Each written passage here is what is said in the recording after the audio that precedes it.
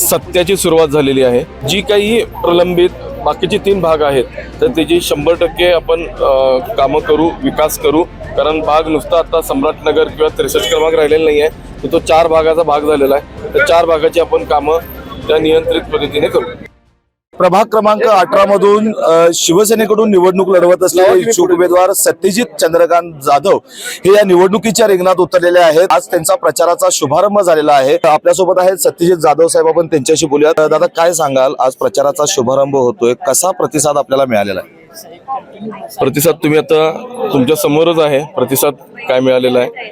आज खरं म्हणजे सत्याची सुरुवात झालेली आहे। कारण सत्यजितनं प्रभाग विकास करायची, विकास जो करायचा आहे प्रभागाचा तो सत्याने करायचा आहे। तर माझं मत आहे की आपण विकासाला लागू आता।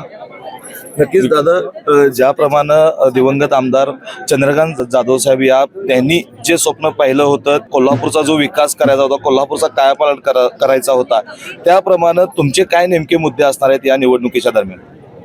हे बघा, माझे मुद्दे एकच आहे, विजन ठेवून काम करायचं आहे। प्रभागाचा व्यवस्थित अभ्यास करून त्याचं नियोजनबद्ध काम करायचं आहे, मॅनेजमेंट फुल काम करायचं आहे। कुठेही प्रभागात सगळ्या ज्या गोष्टी रोड म्हणा, ड्रेनेज म्हणा किंवा गॅस पाईपलाईन म्हणा, हे सगळ्या गोष्टी ज्या आहेत या प्रॉपरली मॅनेज करून एक व्यवस्थितरित्याने काम करायचं आहे। आणि ही ज्या भागात स्लम एरियात आहेत तर ते सुशोभीकरण करायचं आहे। जिथं बाग आहेत, जिथं ओपन स्पेस आहे तिथं बाग विकसित करायचे आहेत। सर्व कामं आहेत, त्याची लिस्ट आहे, मी तुम्हाला नंतर पाहिजे सगळी सांगेन। नक्कीच दादा, सामाजिक सेवेचा वारसा आपल्या वडिलांकडून, आपल्या मातोश्रींकडून आपल्यापर्यंत आलेला आहे आणि त्यानंतर तुम्ही आज यशस्वी उद्योजक आहात। नक्कीच आपण या मॅनेजमेंटच्या नुसार ज्याप्रमाणे विकासाचा मुद्दा जो घेऊन जाणार आहे, तर या सगळ्या योजनेला तुमच्या ज्या अजेंडा आहे, तुमचे मुद्दे आहेत, याला तुमच्या प्रभाग क्रमांक 18 मधील नागरिक कितपत साथ देतील असं वाटतंय? पहिली गोष्ट, अण्णांनी इथं काम केलेलं आहे, वहिनी साहेबांनी सुद्धा काम केलेलं आहे। तर सगळ्या प्रभागाला माहिती आहे की विकास कसं केलेला आहे। कारण आपण पाण्याची टाकी, इथे पाण्याचा सगळ्यात मोठा प्रश्न होता, ती पाण्याची टाकी आपण इथं मंजूर करून आणलेली आहे आपल्या ज्यावेळी मॅडम नगरसेविका होत्या त्यावेळेला।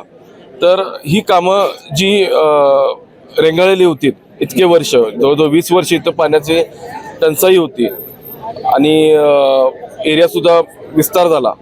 तर ही पाण्याची टाकी आणून आम्ही त्याचा विकास पुढं नेला।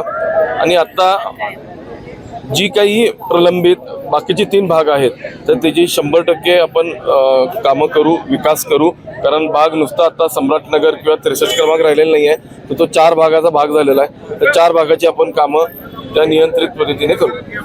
तर नक्कीच आपण पाहिलं की विकासाच्या फक्त गप्पा न करता जी काही मॅनेजमेंट असतं, विकासाचा एक दृष्टिकोन असतो, तो दृष्टिकोन घेऊन आमच्या प्रभागाचा विकास करणार असल्याचं सत्यजित जाधव यांनी आपल्या समोर बोलताना व्यक्त केले आहेत।